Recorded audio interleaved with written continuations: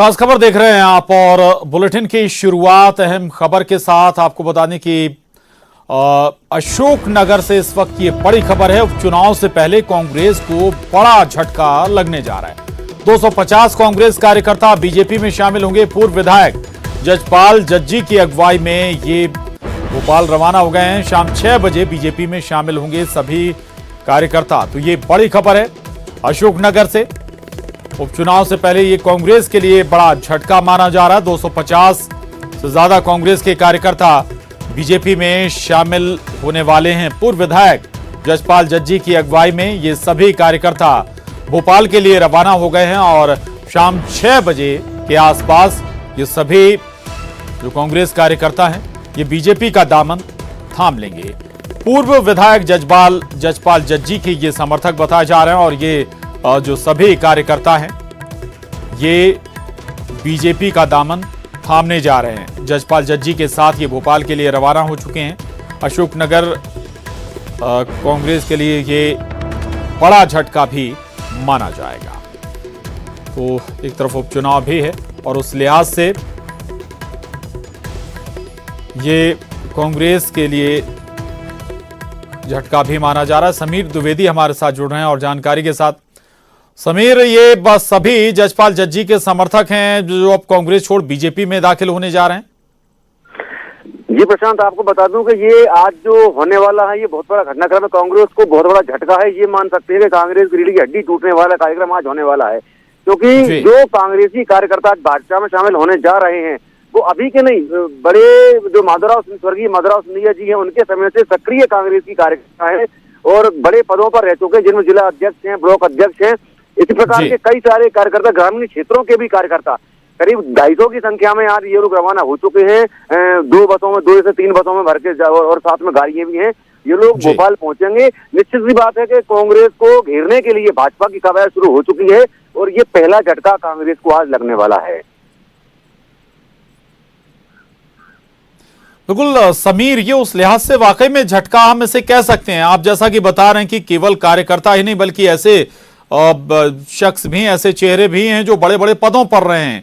तो स्वाभाविक है कि जब ऐसे लोग अगर पार्टी में शामिल होंगे तो वो और अपने साथ कुछ और लोगों पर भी उन्हें भी खींच कर लाएंगे। बड़े लोगों पर, बड़े समूह पर भी वो ऐसे लोग हैं जो असर डालते होंगे। क्या इनका बैकग्राउंड है जो आज पार्टी में शामिल होने वाले हैं बीजेपी में? जी बता दें आपको, इनमें जो शामिल होने जा रहे हैं पूर्व जिला अध्यक्ष हैं, पूर्व ब्लॉक अध्यक्ष हैं और जो कांग्रेस के सक्रिय कार्यकर्ता माने जाते थे, कांग्रेस की रीढ़ की हड्डी जिन पर ज्योतिरादित्य सिंधिया जी बहुत भरोसा करते हैं, वो लोग सारे आज बीजेपी में शामिल हो रहे हैं। तो कहीं ना कहीं कांग्रेस को सबसे बड़ा झटका देने की शुरुआत बीजेपी द्वारा, जजपाल सिंह जज्जी द्वारा, सिंधिया जी द्वारा कर दी गई है। और ये कोई बड़ी बात नहीं है कि इनसे प्रभावित होकर आने वाले समय में ग्रामीण क्षेत्रों से कई कार्यकर्ता, जो जमीनी स्तर के कार्यकर्ता हैं, जो कांग्रेस के काम करते हैं, जमीनी स्तर पर काम करते हैं, सक्रिय कार्यकर्ता हैं, आने वाले समय में वो भी इनसे प्रभावित होकर बीजेपी में शामिल होंगे। और ये निश्चित माना जा सकता है कि जिस प्रकार 24 सीटों में से 2 सीटें अशोकनगर जिले की हैं, विधानसभा सीटें मुंगावली और अशोकनगर, इन पर आगामी समय में चुनाव होना है। इनमें से आज अशोकनगर सीट से ये जो है आगाज हुआ है और ये आने वाले समय में क्या गुल खिलाएगी, ये जाहिर सी बात है कि कांग्रेस को एक सोचने वाला विषय बन जाएगा। तो निश्चित अपन ये कह सकते हैं कि भाजपा ने आज कांग्रेस को बहुत बड़ा झटका दिया है। जी बिल्कुल। तो मुंगावली और अशोकनगर जिनका जिक्र कर रहे हैं, 2 सीटें इस जिले से आती हैं और खासतौर से अगर हम ग्वालियर चंबल का जिक्र करें तो 16 सीटों में से ये 2 सीटें हैं। यहाँ पर सिंधिया का प्रभाव है और अब जो कांग्रेस के कार्यकर्ता थे वो करीब 250 कार्यकर्ता जजपाल जज्जी के नेतृत्व में भोपाल निकले हैं। शाम 6 बजे ये बीजेपी का दामन थाम लेंगे। बहुत शुक्रिया समीर आपका पूरी जानकारी के लिए। आगे बढ़ते हैं खबर भिंड से, जहां परीक्षा केंद्र पर सोशल डिस्टेंसिंग की अनदेखी हुई है। परीक्षा हॉल में जाने के दौरान सोशल डिस्टेंसिंग की जमकर धज्जियां उड़ाई गई। छात्रों के बीच दूरी नहीं रह पाई, सोशल डिस्टेंसिंग का पालन नहीं हो सका। ये तस्वीरें देखिए आप, ये तस्वीरें भिंड से सामने आई हैं। परीक्षा केंद्र आज से दरअसल एग्जाम शुरू हुए हैं, बोर्ड एग्जाम, और उस दौरान जब बच्चों को परीक्षा हॉल में प्रवेश दिया जा रहा था उस दौरान सोशल डिस्टेंस मेंटेन नहीं हो पाया। चूंकि लाइन में बच्चे खड़े थे और कहीं से भी ये नजर नहीं आ रहा था कि यहां पर सोशल डिस्टेंसिंग का पालन हो रहा है। ये तस्वीरें देख सकते हैं आप। परीक्षा हॉल में जाने के लिए लंबी लाइन लगी हुई थी और खुलेआम सोशल डिस्टेंसिंग की धज्जियां उड़ती हुई नजर आईं। अनिल शर्मा हमारे साथ जुड़ गए हैं। अनिल, एग्जाम ठीक है, बोर्ड एग्जाम हो रहे हैं, लेकिन कम से कम जो गाइडलाइंस जारी हुई हैं या सोशल डिस्टेंस जो बहुत आवश्यक है, जरूरी है, वो आखिर क्यों भूल गया जो स्कूल प्रबंधन है? उसने क्यों बच्चों को सोशल डिस्टेंस मेंटेन नहीं कराया? जी बिल्कुल प्रशांत जी, बता दूं आज परीक्षा का पहला पेपर था। उस दिन लंबी छात्रों की लाइन लगी हुई थी और छात्रों को काफी लोग अधिकारी प्रयास कर रहे थे, उसके बाद सोशल डिस्टेंस का बिल्कुल पालन नहीं कराया गया। और यह नजारा एक परीक्षा केंद्र का नहीं है, कई परीक्षा केंद्रों पर देखने को मिला है। आधा दर्जन से अधिक परीक्षा केंद्रों पर जब प्रशासन बात को अवगत कराया कि सोशल डिस्टेंसिंग का पालन नहीं कराया जा रहा, उसके बाद प्रशासन के पुलिसकर्मी पहुंचे, उसके बाद भी सोशल डिस्टेंस का उल्लंघन होते हुए देखा गया। बिल्कुल शुक्रिया अनिल आपका। लेकिन ये तस्वीरें जरूर देखकर आप अंदाजा लगा सकते हैं कि एग्जाम जरूर शुरू हो गए, लेकिन उसके बाद जो सबसे ज्यादा जरूरी है सोशल डिस्टेंस, उसका किस हद तक पालन हो पा रहा है। दरअसल न केवल स्कूल प्रबंधन या जो परीक्षा में लगे शिक्षा विभाग से जुड़े लोग हैं उनकी जिम्मेदारी है, बल्कि जो एग्जाम देने छात्र पहुंच रहे हैं उनकी भी ये बड़ी जिम्मेदारी हो जाती है कि वो हर हाल में सोशल डिस्टेंस मेंटेन करें, ताकि कोरोना संक्रमण काल में वो सुरक्षित बचे रहें और किसी भी तरह की दिक्कत उन्हें ना हो। आगे बढ़ते हैं अब एक और अहम खबर भोपाल से। भोपाल में बढ़ते जा रहे कोरोना के मरीज। राजधानी में आज 52 नए कोरोना संक्रमित मरीज मिले हैं। बंगरसिया स्थित सीआरपीएफ कैंप में फिर एक मरीज मिला है। आइसर भौरी क्वारंटाइन सेंटर में 9 कोरोना पॉजिटिव मरीज मिले हैं। बैरागढ़ के बाबा रामदास दरबार में 4 कोरोना संक्रमित मरीज मिले हैं, जबकि बरखेड़ी, मंगलवारा, जहांगीराबाद, माता मंदिर इलाके से भी संक्रमित मरीज सामने आए हैं। तो आज एक साथ बड़ी संख्या में कोरोना संक्रमण के मामले सामने आए। 52 नए मरीज आज राजधानी भोपाल से सामने आए हैं। पूजा माथुर हमारे साथ जुड़ गई हैं भोपाल से। पूजा, ये बड़ा जंप एक बार फिर 52 नए मरीज एक साथ राजधानी भोपाल से। स्वास्थ्य विभाग का जो अंदाजा था वो बिल्कुल अब सही बैठता हुआ दिखाई दे रहा है। जिस तरीके से पहले ही ये संभावना जताई गई थी कि जून में कोरोना का ग्राफ बढ़ता हुआ दिखाई देगा, जून की शुरुआती दिनों में भी ये ग्राफ अब सच में बढ़ता हुआ दिखाई दे रहा है। जहां तक पिछले दिनों हॉटस्पॉट जोनों से कोरोना संक्रमण के मरीज निकल करके सामने आ रहे थे, वहीं अब अन्य क्षेत्र भी इससे प्रभावित होते हुए दिखाई दे रहे हैं। जो सबसे बड़ी वजह है जो स्पीड से ये ग्राफ बन रहा है वो ये कि अनलॉक फेज 1 की शुरुआत हो गई है।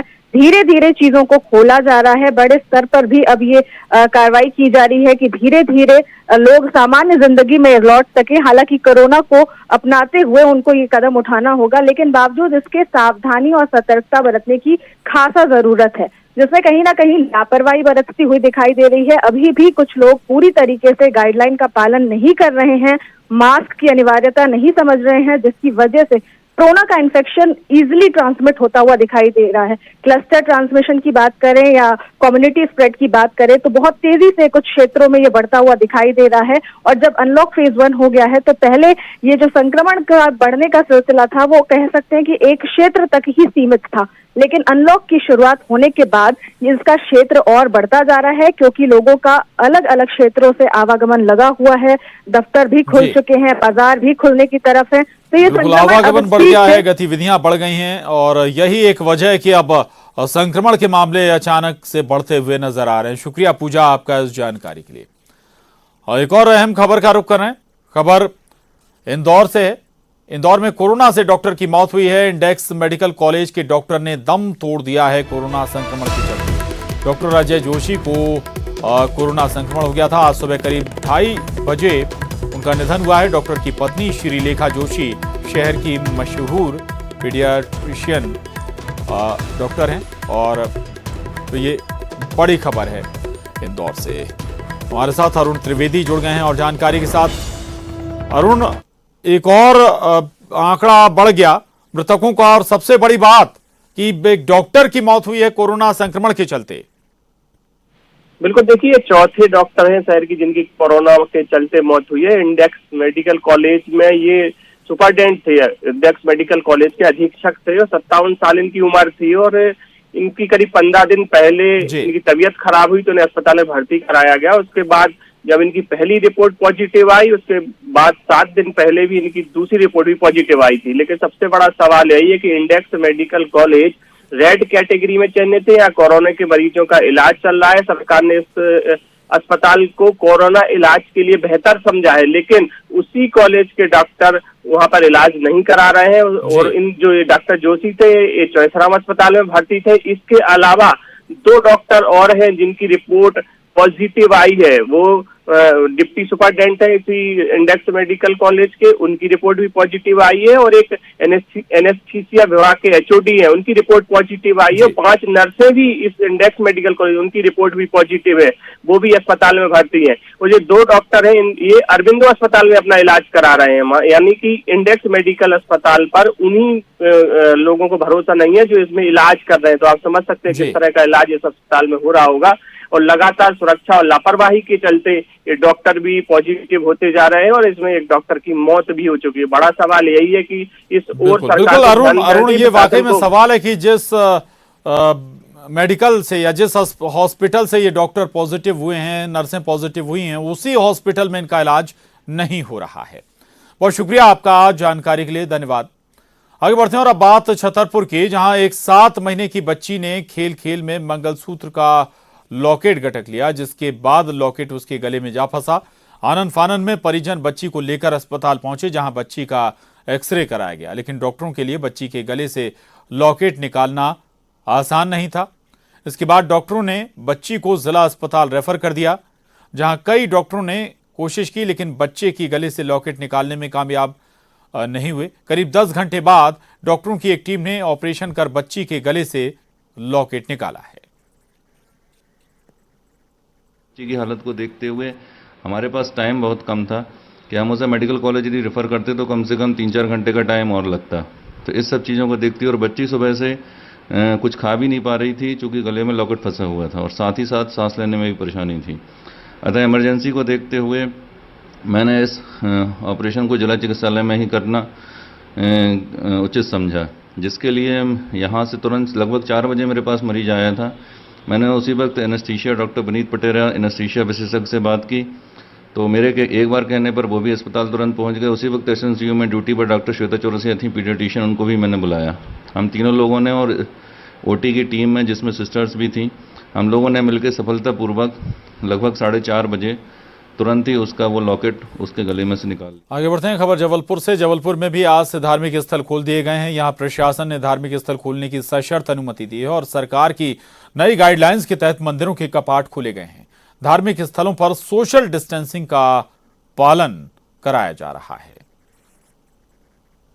तो भक्तों को दर्शन देने के लिए आज से मठ मंदिर जो है वो खोल चुके हैं। आप देख सकते हैं सुबह से ही दर्शन करने यहाँ बड़ी संख्या में लोग पहुंच रहे हैं। कोरोना संक्रमण के चलते लंबे समय से दर्शनों के लिए मंदिर बंद थे और अंदर ही पूजन पाठ जो है वो किया जाता था, लेकिन अब जाके सोशल डिस्टेंस मेंटेन करने के साथ यहाँ दर्शन अर्चन किए जा रहे हैं। देख सकते हैं कि मंदिर परिसर के बाहर का जो गेट है उसे पूर्ण रूप से बंद कर दिया गया है ताकि सोशल डिस्टेंसिंग के माध्यम से यहाँ भक्त जो है दर्शन कर सकें। ऊपर एक सूचना भी यहाँ पर चस्पा की गई है जिसमें पूरा जिक्र किया गया कि कोरोना महामारी के कारण वायरस फैल सकता है, पूजन सामग्री प्रसाद आदि अंदर नहीं लिया जाएगा। तो कहीं ना कहीं दिशा निर्देश जो है वो तय किए गए हैं। पंडित जी यहाँ पर मौजूद हैं। पंडित जी, आज से जो है मंदिर खुले हैं, आप लोग भी सोशल डिस्टेंस और तमाम निर्देशों का पालन यहाँ पे कर रहे हैं? जी सर, इस करके अंदर लाना नहीं चाहते कि अपने यहाँ स्पेस कम है ना, तो ताकि सोशल डिस्टेंस बना रहे, इस करके लोगों को अंदर प्रवेश नहीं दिया जा रहा है। तो भक्त लोग बाहर से ही दर्शन करके पुण्य लाभ कमाएं। फूल माला प्रसाद वगैरह भेंट अभी कुछ भी नहीं चल रहा है सर जी, अभी सिर्फ वो श्रृंगार के टाइम का चढ़ा हुआ है, उतना ही बस, बाकी कुछ नहीं चल रहा है। तो प्रसाद आदि और श्रृंगार से भी फिलहाल अभी भक्तों की दूरी यहाँ पर रहेगी। अभी सोशल डिस्टेंसिंग करीब 5 या 6 फुट की दूरी है। अंदर चूंकि मंदिर का परिसर छोटा है इस लिहाज से ये दूरी बनाई गई है। बाहरी गेट को बंद कर दिया गया और यहीं से ही जो भक्त हैं वो दर्शन अर्चन करके पुण्य लाभ जो है अर्जित कर रहे हैं। कैमरा पर्सन वीरेंद्र मिश्रा के साथ प्रतीक अवस्थी, न्यूज़ 18 जबलपुर। तस्वीरें जबलपुर से आप देख रहे हैं, बता रहे थे प्रतीक, आखिर क्या मंदिरों में इस वक्त व्यवस्थाएं की गई हैं। चूंकि मंदिर में जो भक्त हैं वो अभी अंदर प्रसाद लेकर नहीं जा पा रहे हैं, अभी बाहर से ही लोग दर्शन कर पा रहे हैं। जबलपुर में मंदिर खोल दिए गए हैं, धार्मिक स्थल खोल दिए गए हैं। उस लिहाज से तैयारियां भी पूरी की गई हैं, न केवल मंदिर समितियों के जरिए बल्कि प्रशासन के जरिए भी इंतजाम पुख्ता हैं। बहरहाल बुलेटिन में बस इतना ही। खबरों का सिलसिला लगातार जारी है।